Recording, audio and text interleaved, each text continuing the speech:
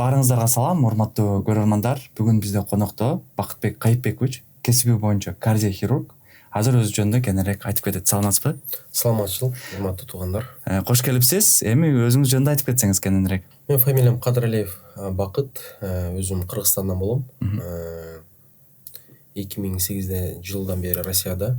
2008 жылдан бери Россияда кардиохирургияда иштейм. Москвада Бакулевский центрде ординатура аспирантураны бүтүп, анан азыр Пермь шаарда чоң кардиохирургический центр имени Суханова деп коет. Ошол жакта заведующий отделение по трансплантации сердца болуп иштейм. Анан выходной сайын Кыргызстанга келип, так скажем, сотрудничаем. Азыр Бишкекте Бишкек кардио деген жаңы современный клиника ачылган, ошол жерде жүрөк операция кылабыз. Чоң рахмат агай. Ушул медицина тармагына кантип келип калдыңыз, айтып кетсеңиз. Үй бүлөм баары врач, папашам кардиолог, мамам медсестра, азыр пенсияда, эки байкем бар, экөө тең врач. Анан үйдө баары врач болгон үчүн, үйдөгү аяштамдар врач болгон үчүн ошол бирден бири себеп болгон деп ойлойм, тандоо боюнча. Ушул кардиохирургия тармагын эмне үчүн тандап калдыңыз? Эми баягы биз тапшырганда бүт эле көп эркек балдар хирургияга ойлонот эмеспи, хирургия жагат деп. Плюс терапиядан кардиология жакчу, ошон үчүн кардиология хирургияны объединить туруп получилось кардиохирургия. Рахмат агай. Ушул кардиохирургия тармагында сизге көбүнчө кайсыл бейтаптар келет жана кандай оорулар менен? Чындыгын айтканда азыр бул аябай острый вопрос турат. Дүйнө жүзүн боюнча плюс Кыргызстанда. Особенно азыр инфаркт оорусу аябай жашарып атат. Мурун если 50 жаштан өйдө болсо, азыр даже эң молодой пациентим 29 жаштагы операция кылабыз жүрөгүнө инфаркттан. Ошондуктан көп инфаркт менен, врожденный порок менен, жана порок сердца менен келишет. Ошолор менен азыр мындай айтканча күрөшүп атабыз. Ошолорго кандай операциялар жасайсыз? Себеби бул көрөрмандар үчүн карапайым элдер көрөт да көбүнчө. Азыр жанагы эң көп инфаркттан каза болуп атат, андан кийин онкология турат. Ушу инфаркттын эки лечениясы бар. Бир стентирование деп коет, экинчиси стентирование, стенд коюлуп алганда аорта коронарный шунтирование деп коет. Биздин команда именно ошо Кыргызстанга киргизгендик жүрөктү токтотпой жасайбыз да. Во время операции мээ, өпкө жана боор өзү естественно крапса жалып турат. Ошондуктан биз аорта коронарный шунтирование на работающем сердце деп коебуз. Анан плюс мини доступ менен кичике разрез менен клапандарды алмаштырабыз. Сизге кайрылган бейтаптарын азыр бир аз айтып кеттиңиз. Жашарып кетти 29 депчи. Көбүнчө кайсыл жаштагы адамдарга операция жасайсыз? 50 жаштан кийин, бирок азыр инфаркт молодеет. Менин оюм боюнча бул бирден бир эмеси себеби. Бул биз аябай туура эмес тамактанат экенбиз. Азыр акыркы 6 жыл аябай вплотную келип операция кылып атам. Жүрөктүн баарын эле май басып кеткен да. Жүрөк плюс мээни крапса жаткан кан тамырлардын баарында холестерин толуп, ошондон инсульт болуп, инвалид болуп атышат. Ошондуктан азыр пользуясь случаем айта кетет элем, ичкен тамагыбызды абсолютно алмаштырыш керекпиз. Чөп жаар, фруктуга эметпесек, эрте инфаркт алып, эрте инвалид болуп, үйүнө жүк болгон адамдар көп болуп атат. Мисалы ошол 30, 35, 29 жаштагыларда деле ошондой май баскан сүрөттөр бар. Сразу эле айтып коеюн, өзүбүз деле чыгып карап көрсөңүз көчөдө 10дон 8 бала толук курсагы чыккан. Анан туура түшүнүшсүн, бул уже мода эмес. Киши адам баласы арык болуш керек, тем более эркек. Анан биздин жакшы көргөн женский полустагы чындыгында ожирение толук аябай көп болуп атат. Же бир четинен инфаркт болушат, же биякынан онкология кишечник болуп, ошо чоң мындай маселе көйгөй проблема болуп атат да азыр. Ошол сизге кайрылган бейтаптар, мисалы үчүн операцияга чейин кандай белгилер менен сиздерге кайрылат? Балким көрөрмандар бизде ошол белгилерин көргөн болсо, барып диагностика кылат же дарыгерге кайрылышат дегенде да. Жүрөгү кысылат, отдышка болуп күйүгөт, база албай, же жүрөгү лакылдайт да. Ошону сурана кетет элем, чыдай бербей, элементарно келип эле кардиограмма жасап, УЗИ кылсагысына баары билинет. Анан инвалид болуп калгандан көрө эртерээк обращаться этсеңер, эртерээк канча биз подключать этсек, ошончо адам баласына жакшы да. Биринчи иретте ошол кайрылгандар дароо эле хирургка барыш керекпи же башында ошол үй бүлөлүк дарыгер, кардиологко барып кайрылса деле болобу? Если чындыгын айтканда сразу хирургка эмес, кардиологко келиш керек да. Профессионально жакшы кардиолог болсо, ЭКГ, УЗИ сердца тартпай эле, уште сиз экөөсү сүйлөшүп отурганда эле 80% мурун союз кезинде айтчу хороший анамнез 80% эле уже адам баласын берип койсо болот, каяктан проблема болуп аткан. Хорошо агай, жакшы айттыңыз ушул нерселерди. Анан баягы себептер боюнча бир аз токтолуп кеттиңиз да. Ошол боюнча баягы карапайым элге түшүнүктүү болуш үчүн ошол адаттар боюнча дагы сүйлөшүп кетсек. Мисалы азыр көптөгөн жаштар энергетик ичет, тамеки тартат, насвай чегет, арак ичет. Ошолордун канчалык деңгээлде таасирлери бар ошол оорулардын келишине? Аябай туура суроо. Азыр эң биринчи маселе бул сиз менен жана интервьюга сүйлөштүк. Мурун союз кезинде просветительная работа деп койчу да. Ошону кайра киргизиш керекпиз. Элдин баары здоровый образ жизни менен заниматься десек, биз уже жакында өзүбүз аспыз калп.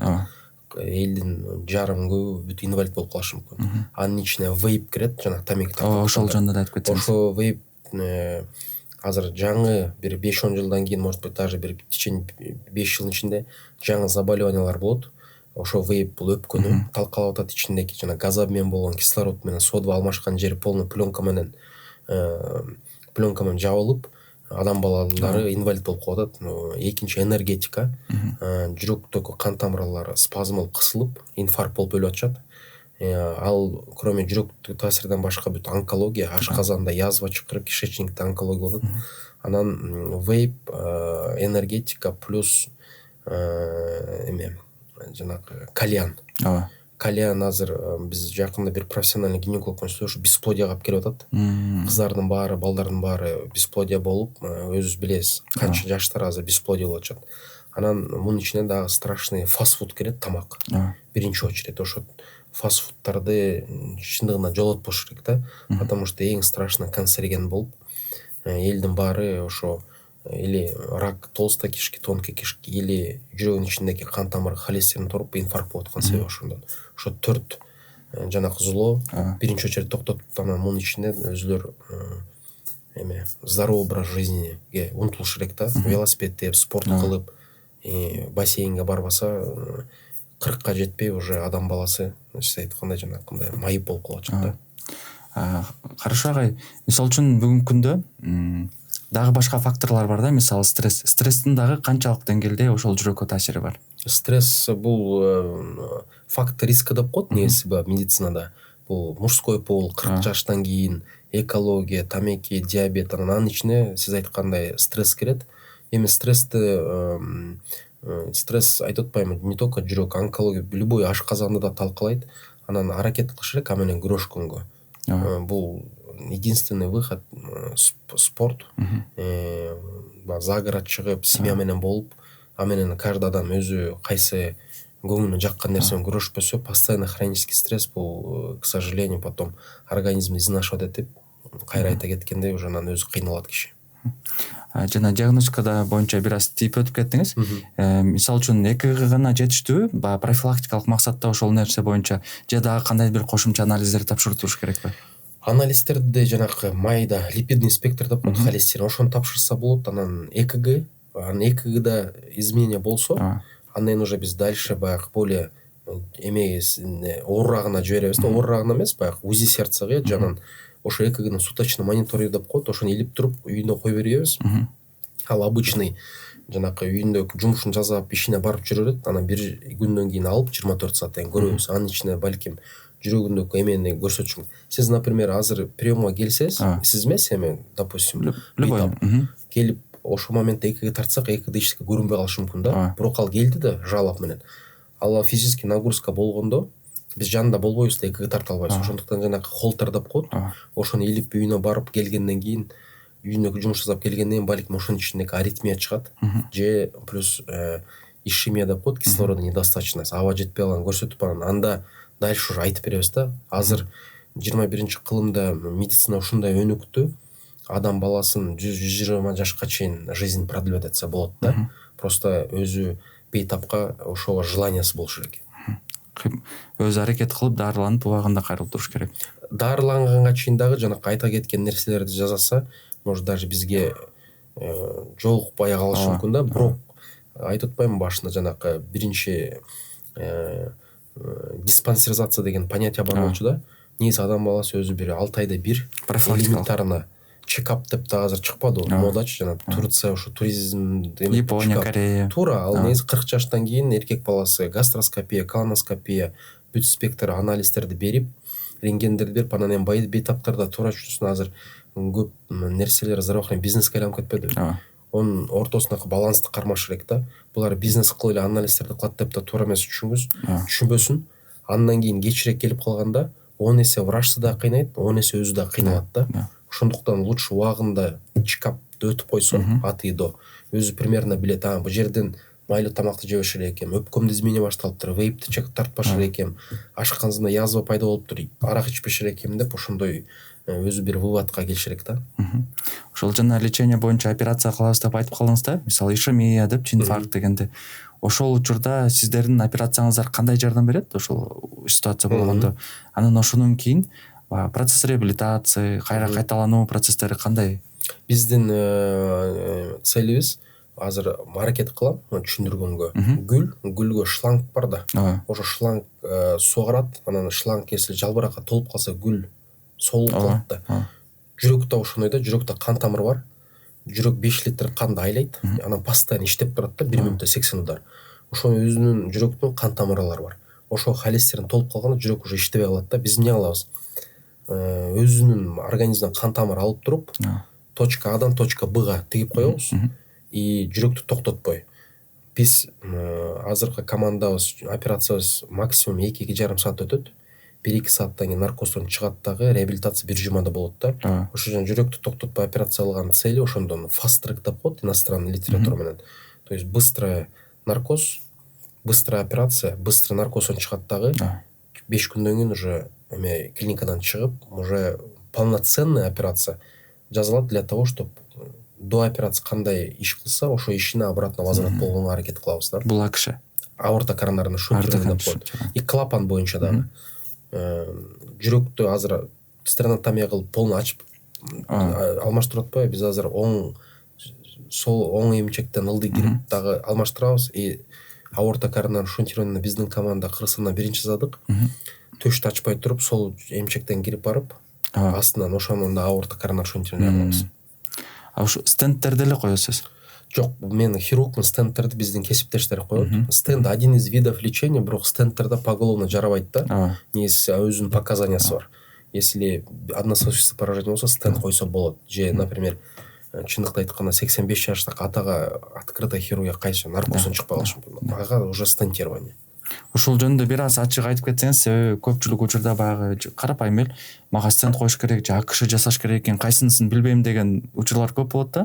Конкретно, допустим, ушул ситуацияда стенд, ушул ситуацияда акш кылыш керек деп айтып. Сразу башында айта кетейин. Аорта коронарный шунтирование жакшы тигип жасаса, бул на всю жизнь. 20-25 жылга чейин.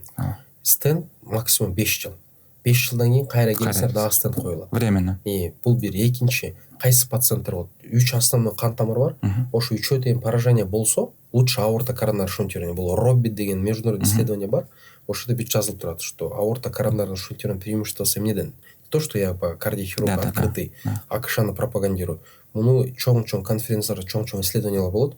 Ошол жерден плюсы минусы айтылат да. Ал 14 000, 20 000 чейин бейтаптар ошо исследование кирип, анан пункттар чыгат. Бул адамга стенд жакшы, бул адамга акш жакшы деп. Акш ошон үчүн бир жазалат, ошон үчүн бүт унутат. Стенд жазалат, бирок сиз 5 жылдан кийин кайра келип стенд. Менде көп пациенттер бар, стендтен кийин акш алгандарчы. Эми наркоз, без наркоз эле жүрөгүбүздү ачпай туруп эле стенд коюп коебуз деген жакшы, бирок анын медальдын башка сторонасы дагы бар да.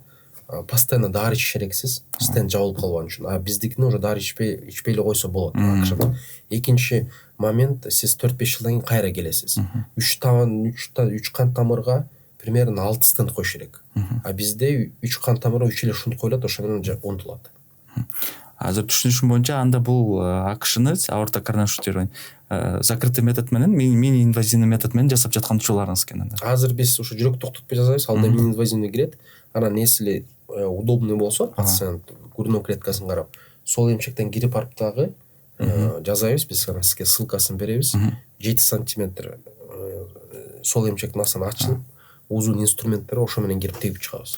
буга дагы атайын көрсөтмөлөр барбы? Мисалы үчүн там сахарный диабет, кошумча оорулар болсо более щадящий метод болуп калып атат экен. Ожирение анан сахарный диабеттер биринчи противопоказание бар, ранасы жаман заживать депчи.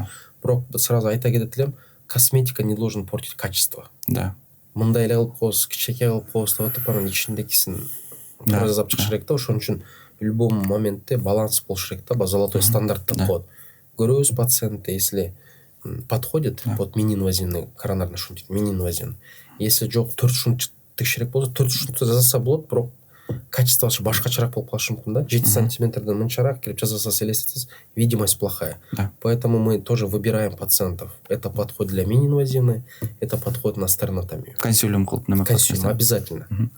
Ушул инфаркт болгондо кээде баягы экстренный жеке клиникаларга же мамлекеттик ооруканага чакырып дароо АКШ жасаш керек экен деп айтышат да. Ошол канчалык деңгээлде тез жасаш керек ошол нерсени? Экинчи суроо, мен билем ошол инфаркт болгондон кийин жок, мен ойлонушум керек, туугандарым менен сүйлөшүм керек деп убакытты созуп койгондор дагы бар да. Бул канчалык туура? Дагы бул аябай туура суроо. Мен сразу же айта кетет элем, бул жерде золотые часы деген время бар. Жүрөк кармапканда 15 мүнөт ичинде кирип барып коронография кылып туруп, инфаркт зависимый артерияга сразу стенд коюш керек да. Инфаркт зависимый 3 кан тамырдын, например, 10 кан тамыр жабылды да. Келет, коронография кылды, инфарктта турат, холестеринге толуп, ошону сразу ачыш керек. Стенд коюш керек, бул туура. Андан кийин 2 кан тамыры калды да. Уже на усмотрение, жерден консилиум болот. Кардиолог, кардиоанестезиолог, кардиохирург айтат. Например, бул 78 жаштагы апа экен, толук наркоздон чыкпай калат. Кел анда холодный периодда 2-3 кан тамырдан стенд коюп коелду. АКШ боюнча, АКШга экстренно АКШ деген бул редкий случай, 1%-тан ылдый да.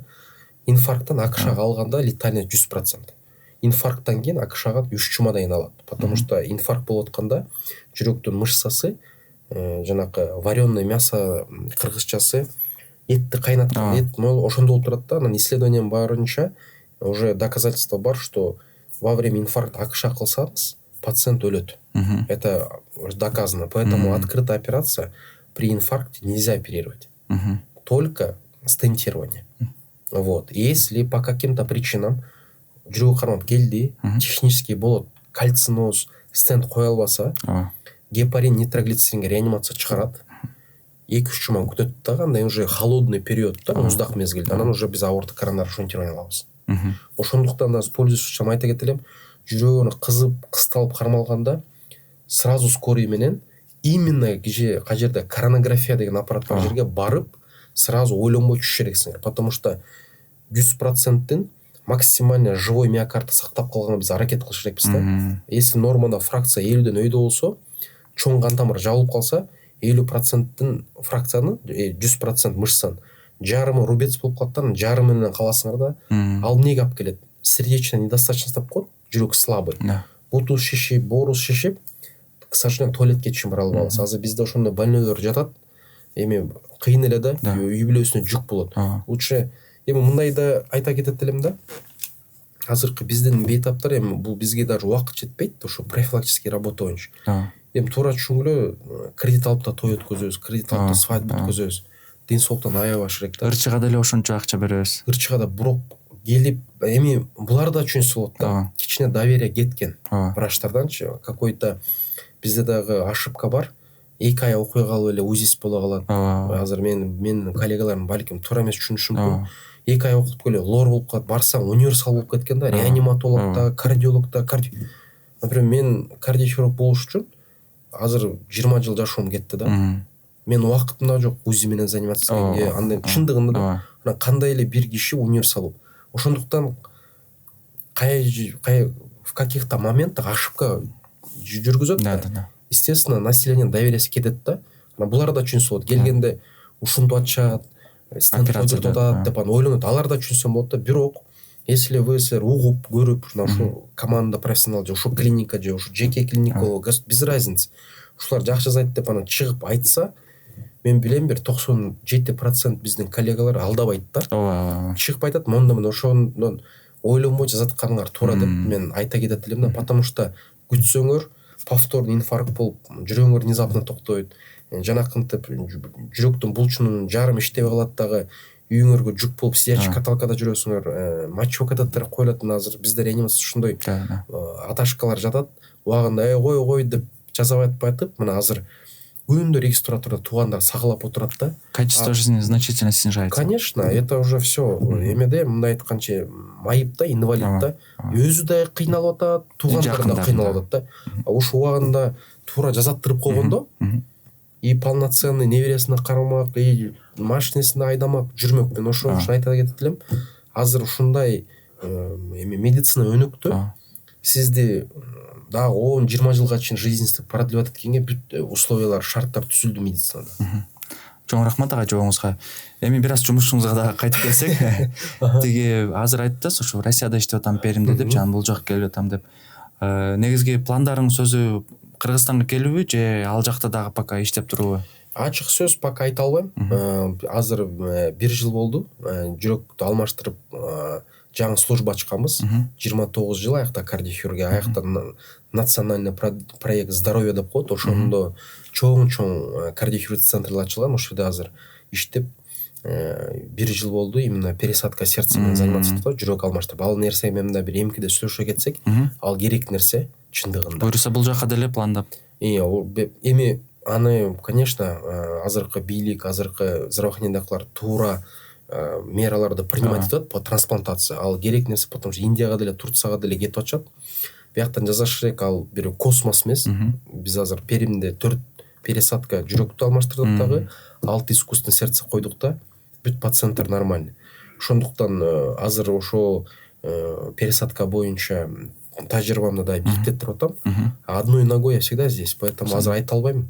Качан келем, тиякта калам деп бир Кудай таалай билет да буюрса. Сонугай. Эми бир аз жеке жашооңузга да кайрылсак, жеке жашоодо үй бүлө баланс деген кандай кармап жүрөсүз же кармайсызбы? Аракет кылам. Чындыкты айтыш керек, мало времени очень семье уделяется, но бүт выходнойлорунда, если эмеде болуп калсам, иштеген Россияда, үй бүлө менен болом, аялым бар, 2 кызым бар. Анан выходнойдо бияка чакырганда дагы ойыма бир нерсе эле келет. Сейчас могу полететь и кому-то в семье устроить счастье или отказ кылып үйдө жатып алсам, үйүндө бирөөнүн похорон болот да. Биздин философия боюнча Кыргызстандын похорону билесиз, это не каждому желаешь, что боз ити келет, целый эме да, страдания. Анан когда такой вопрос стоит, думаешь, мына көчөнү операция кылдык, отказ берели деп анан консилиум решили. 122 килограмм, бою 1 метр, 1,50 да. Бүт жерден отказ берип көчөнү артальный клапан алмаштырып 15 жыл чыдап жүрө берген да.